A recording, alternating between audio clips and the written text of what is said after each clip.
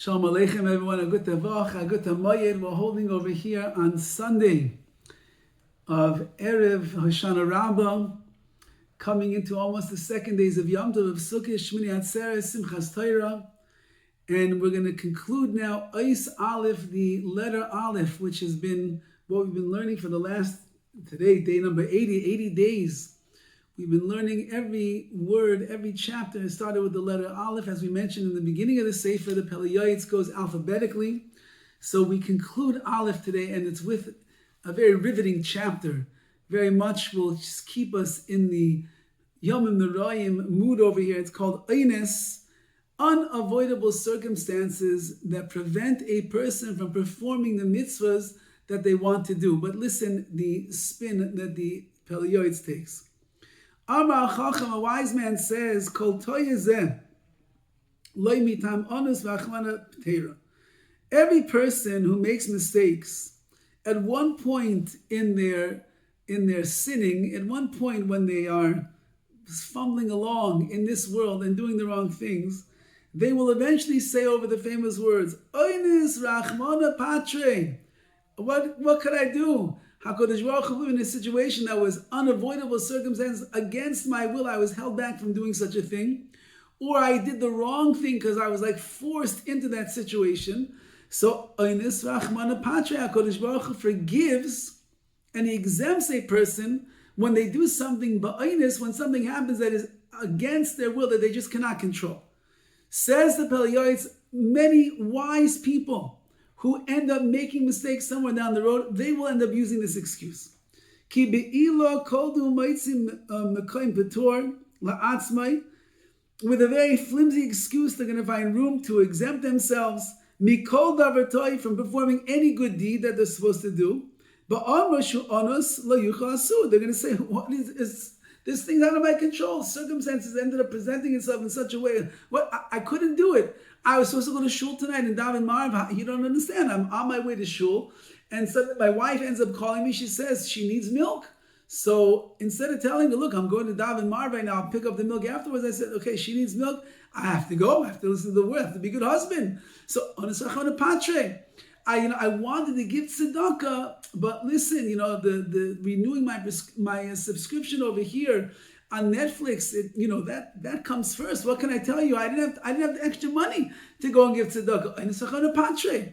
Says the Pele Yoetz, we're going to come up with the flimsiest excuses in the world, and we're going to deny ourselves the truth of doing the proper mitzvahs. Or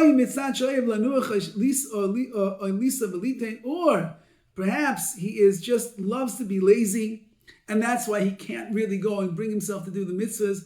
Or he's too busy making money. He's in the office. What, you want me to daven shachar to the minyan? I have to be in my office at 6 o'clock in the morning. That's before the zman. I can't dive. What do you want? I have to make money. I got to make money. I have to support my wife and my kids. Pay tuition. I have to be able to give tzedakah to these yeshivas. I have no choice. So it's not because he can't do the mitzvahs. It's because something else is getting in the way that's a greater love than the mitzvahs, and that's his money, that's making business and the like. Or the lazy person. How can he actually go to the shir? Because he's sitting on the couch, his body is engraved, sunken into the couch over there, and he can't move. So his wife says, "No, aren't you supposed to go to shir tonight? I wish that I could. I'm stuck. What do you want from me? Or he's some kind of pain. She's weak. Similar things. The guy's got so many great excuses why he can't do mitzvahs. Unbelievable. Or maybe he'll say, look, my yitzhar, it's so strong. What do you want from me? I have no power to overcome the powers of the Yetzirah and its chains upon me. I'm stuck. Really, I really do want to go and learn. I really do. It keeps telling me, no, you don't want to go and learn. What can I do? I really do want to go to daven with a minyan every day because I know they told me it's the best thing to do. I saw in the shulchan, it's all good. But when I wake up in the morning, the Yitzhak just keeps telling me, sleep, snooze, sleep, snooze. I just can't overcome the Yitzhak. What do you want from me? Says the Pele Yoetz, everybody knows in truth that all of these claims that a person has about, I'm an honest, it's against my will, I couldn't do anything about it, it's not going to help a person at all in the world to come. The only thing that will exempt a person from the world to come, from getting punished for what you didn't do or what you did wrong, is if it's a real honest gomer completely. You're on your way to go daven shachris, mincha, mar, whatever it is, and next thing you know, your tire blows out on the road and you're stuck, and you have to wait for the tow truck to come. Matzmamish and honest. A person really, really wants to do a certain mitzvah, and their plane ends up getting delayed, and the flight gets in too late, and they miss the opportunity to do it. That's an honest. A person got rachman, they got very sick, and they couldn't, they couldn't do that certain mitzvah today because they were so sick in bed with the fever and the chills, and it's rachmana, that's a complete honest. But the other things, the other excuses that we make, the Chavetz Chaim says that at the end of a person's life, they're going to come with duffel bags filled with excuses for all the things we did not accomplish in our life, all the mitzvahs we didn't do, and all the excuses for the averys that we did do. And he says, even if HaKadosh Baruch Hu will accept every single excuse, off the hook, he accepted it all. But without the mitzvahs and with all of the averys that a person did, so you don't have any schusim, you have no reward, you have no merits to come into the next world with. So even if you get off the hook, nevertheless, you don't have a ticket into the world to come. Says the Pele Yoetz,